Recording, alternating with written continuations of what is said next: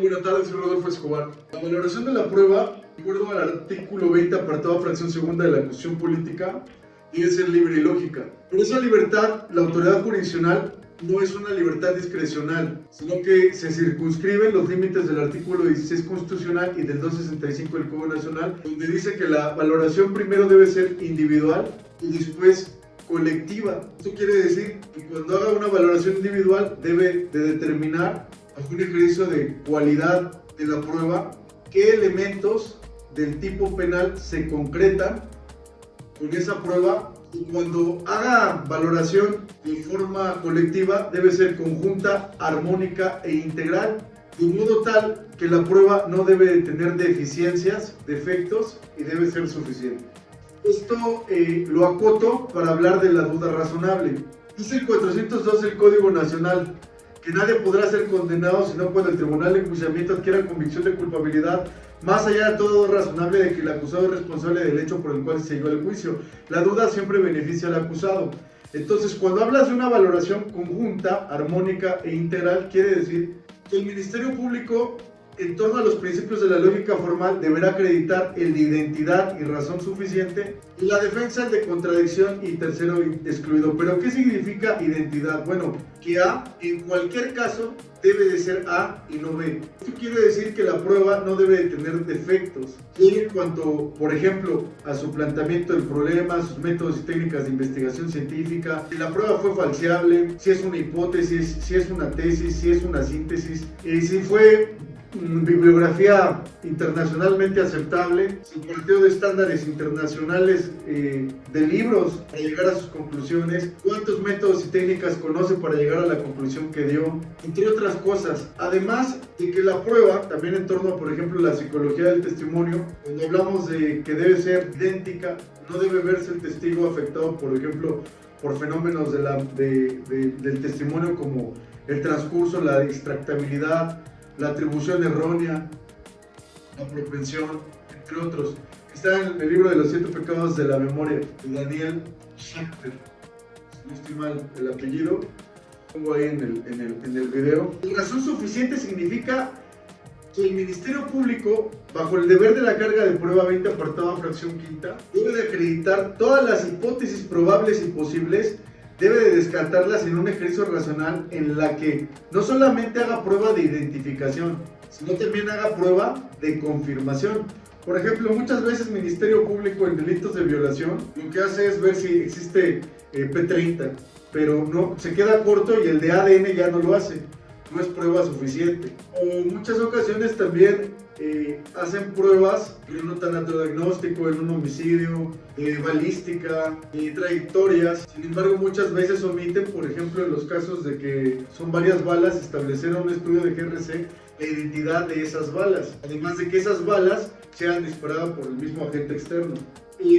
Para el caso de razón de tercero excluido, es cuando una tercera teoría nace del choque de dos teorías, de la hipótesis del MP y la hipótesis de la defensa. Y esto hace posible que la hipótesis A y la hipótesis B se sustenten. La de contradicción dice que A no puede ser A y al mismo tiempo B. Quiero poner ciertos ejemplos, poder llevar a cabo un análisis de qué es el principio de contradicción, cómo es que funciona nuestro sistema de justicia, porque pareciera que actualmente existe un criterio bajo una jurisprudencia que les voy a poner ahí, que es de presunción de inocencia de la Suprema Corte, cuando se valora prueba de cargo y de descargo. Forzosamente la defensa tiene que presentar medios de prueba, lo cual yo no comparto en términos del 20 apartado fracción quinta. Me pasó, por ejemplo, en un homicidio en donde existen sendos errores de parte de la Fiscalía, no ofrecimos medios de prueba, y en el que, por ejemplo, se le pregunta al perito de mecánica de lesiones que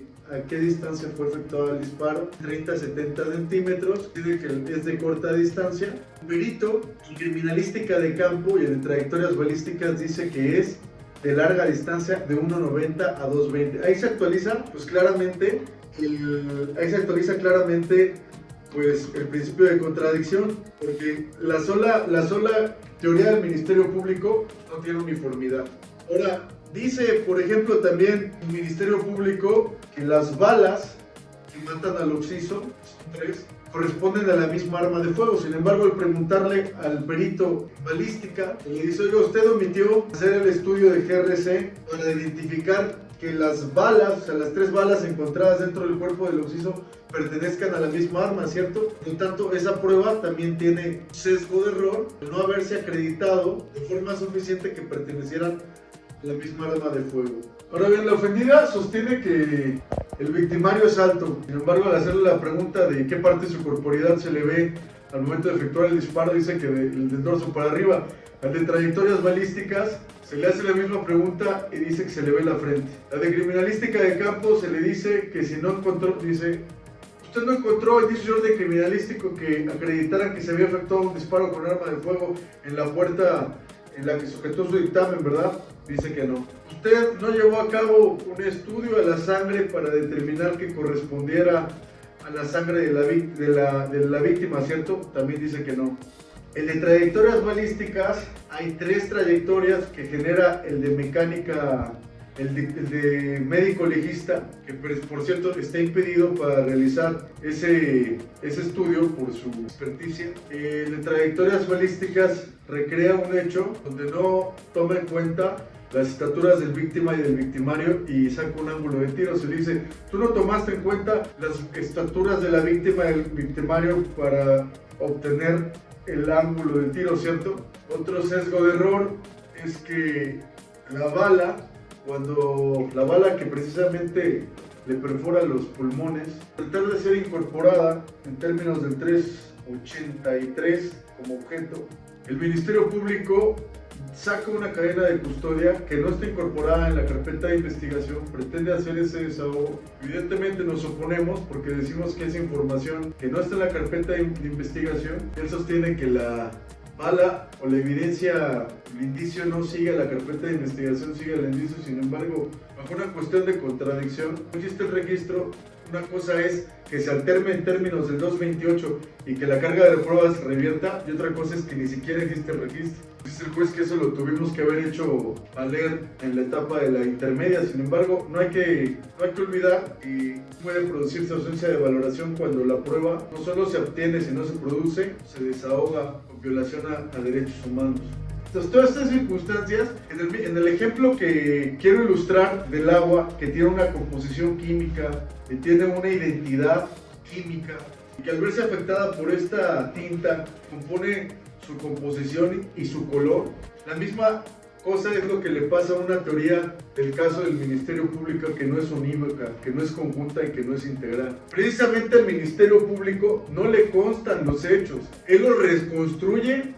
Y al hacer esa reconstrucción de una realidad que no es la formal o la del concepto formal, sino una abstracta que le proporcionan los testigos o los medios de prueba, es lo que pasa y lo que sostiene Slavoj Žižek, donde dice que el lenguaje se convierte en una paradoja y que cuando se hace uso de esa distorsión de la realidad, de esa abstracción, se cometen sendos errores como los que cometen los testigos o como los que cometen los peritos al reconstruir el hecho.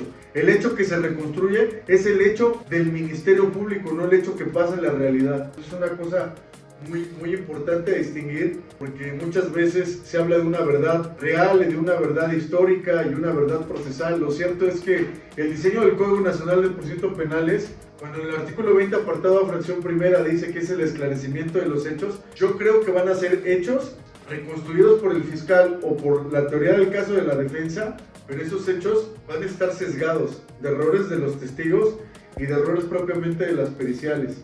Entonces debemos de mutar a la valoración de una prueba que sea científica y sea lógica. Por lógica, como dice Kant, debe ser una correcta relación de ideas entre sí. La duda razonable, entonces, en conclusión, no es psicológica. De hecho, George Friedrich Hegel dice que la lógica no es psicología. La psicología es antagónica a la lógica, por ser una cuestión que nace de la psique humana. Y la lógica tiene una independencia de tipo objetiva y de tipo formal. En conclusión, pues la duda razonable tiene que ver con estos principios de la lógica formal. Espero les pueda ser útil este video.